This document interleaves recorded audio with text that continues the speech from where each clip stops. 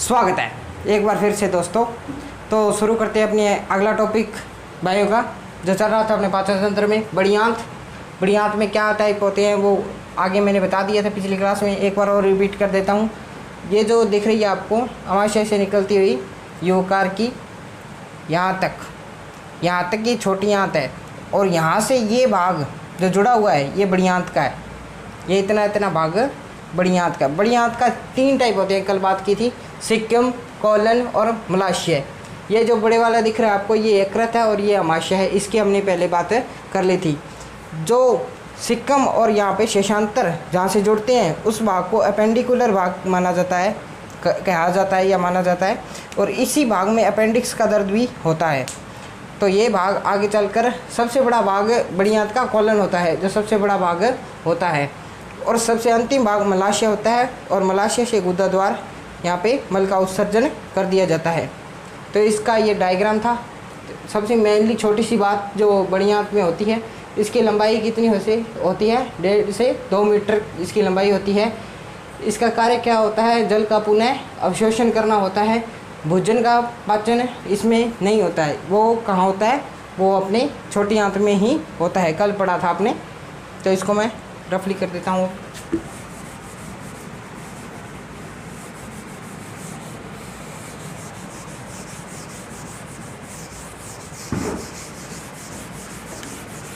बड़ी आंत में 3 भाग अपने पढ़ेंगे अब, जो मेनली 3 भाग हैं बड़ी आंत के।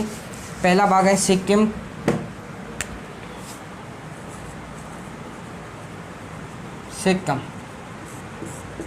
ये भाग कहाँ होता है, जो होता है छोटी आंत का शेषांतर। पहला टॉपिक है इसका शेषांतर। और बड़ी आंत का सिक्कम, जहाँ मिलते हैं उसे अपेंडिकुलर भाग कहा जाता है।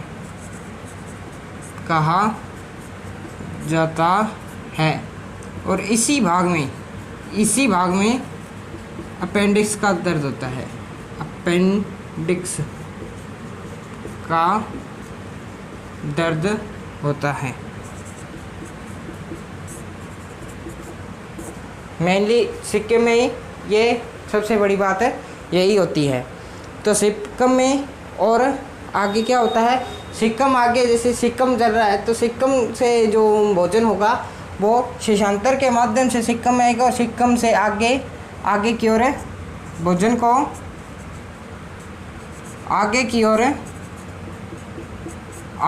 ओर भेज दिया जाता है। तो वो भोजन को आगे की ओर भेज दिया जाता है। तो देखिए अब आप ये,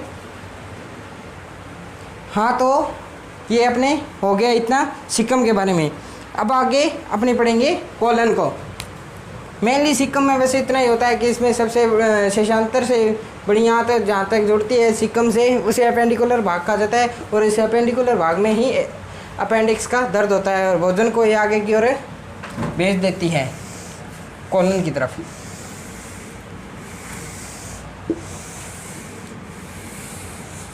तो अपना दूसरा टॉपिक है कोलन।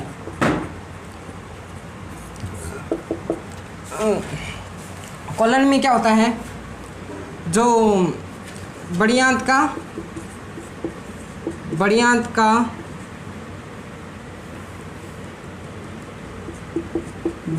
का सबसे बड़ा भाग क्या होता है, कोलन। सबसे बड़ा भाग क्या होता है, कोलन। सबसे ज़्यादा लंबाई कोलन की ही होती है बड़ी आंत में। तो कोलन की सबसे ज़्यादा लंबाई होती है।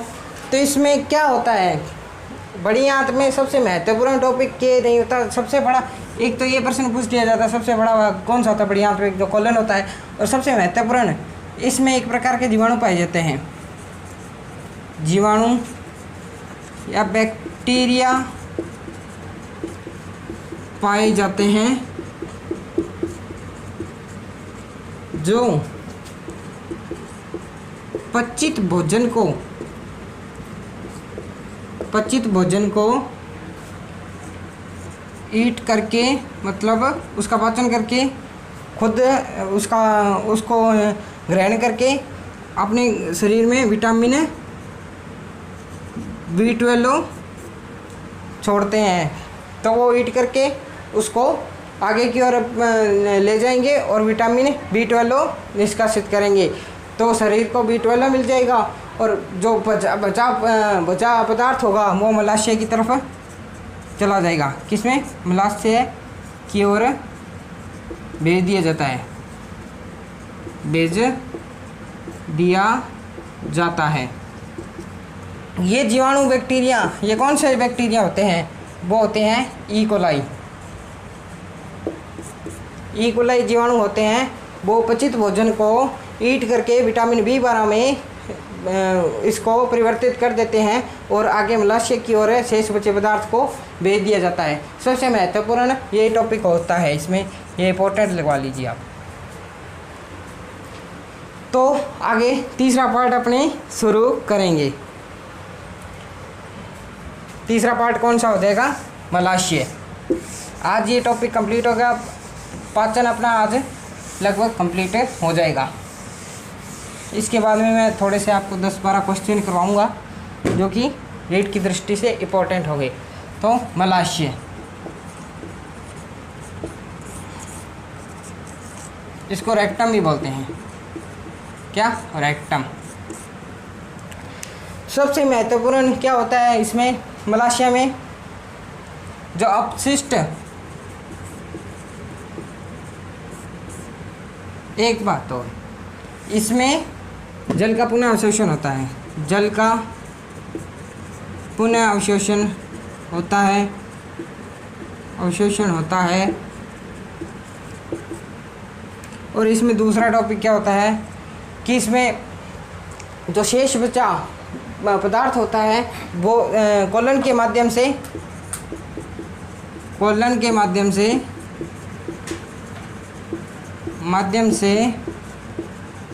मलाशय में शेष बचा भोजन एकत्रित हो जाता है, भोजन एकत्रित हो जाता है। सबसे मेनली इसमें जल का अवशोषण होता है और कोलन के माध्यम से मलाशय में शेष बचा भोजन एकत्रित हो जाता है, और ये शेष बचा भोजन होगा वो इसमें 2 से 3 घंटे तक रहता है। वह बाद में इसमें एक कर्मानुकुंचन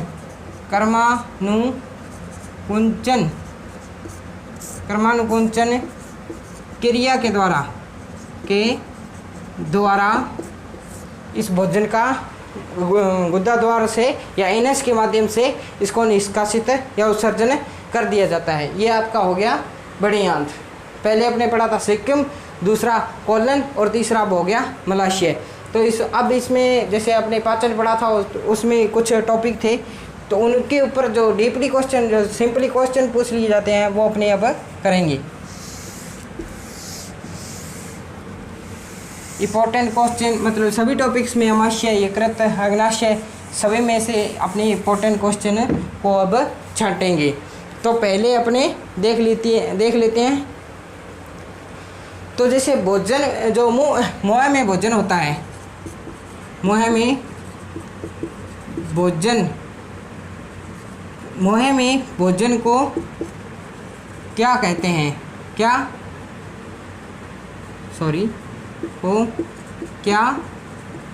कहते हैं? पहले मैं क्वेश्चन लिख देता हूँ। मुँह में भोजन को क्या कहा जाता है, और इसके अंदर जैसे मुँह में भोजन को क्या कहते हैं और जैसे अमाशय में भोजन को क्या कहते हैं, छोटी आंत में भोजन को क्या कहते हैं, अमाशय में भोजन को क्या कहा जाता है, इसके आगे आंसर लिखेंगे, एक बार रुक जाओ। तो मुँह है अमाशय और अपने हो गया छोटी आंत में भोजन को क्या कहा जाता है। तो मुँह में भोजन को अपनी क्या कहेंगे, बोलस। इसमें मुँह में भोजन को क्या कहते हैं, बोलस। और अमाशय में भोजन को क्या कहते हैं, काइम। और छोटी आंत में भोजन को क्या कहते हैं, काइल। मुँह में जो भोजन होता है उसे बोलस कहा जाता है, अमाशय में भोजन को काइम कहा जाता है, छोटी आंत में भोजन को काइल कहा जाता है। तो सबसे महत्वपूर्ण क्वेश्चन ये 3 थे। और जैसे तो इसमें एक क्वेश्चन और ऐड कर लेते हैं अपने, जैसे जीव के अध्ययन को क्या कहते हैं, अध्ययन को क्या कहते हैं, एक क्वेश्चन और देख लीजिए। और जुगाली करने वाले जंतु क्या कहलाते हैं, जुगाली करने वाले जंतु क्या कहलाते हैं, इसको रूमिनेट कहा जाता है। और जीव के अध्ययन को अपने क्या कहते हैं, जीव के अध्ययन को अपने क्लोसोलॉजी कहा जाता है। जुगाली करने वाले जंतु क्या कहलाते हैं, रूमिनेट, और इसको क्लोसोलॉजी। ये महत्वपूर्ण क्वेश्चंस, हेडिंग लगा लेना इसमें। तो इसमें ये जीव होती हैं, जो जीव जिस भाग से अपने जुड़ी रहती है उसे क्या कहते हैं, फ्रेन्यूलम। जीव जिस भाग से मुँह में जुड़ी रहती हैं उसे क्या कहते हैं, फ्रेन्यूलम। ये पूछ लिया था एक बार, फ्रेन्यूलम कहा जाता है, फ्रेन्यूलम। और अपने महत्वपूर्ण क्वेश्चन की बात करें तो जैसे मुँह में जो भोजन का माध्यम है वो कैसा होता है, अमाशय में कैसा होता है, मुँह में भोजन का माध्यम, इसको मैं रफ कर देता हूँ अब।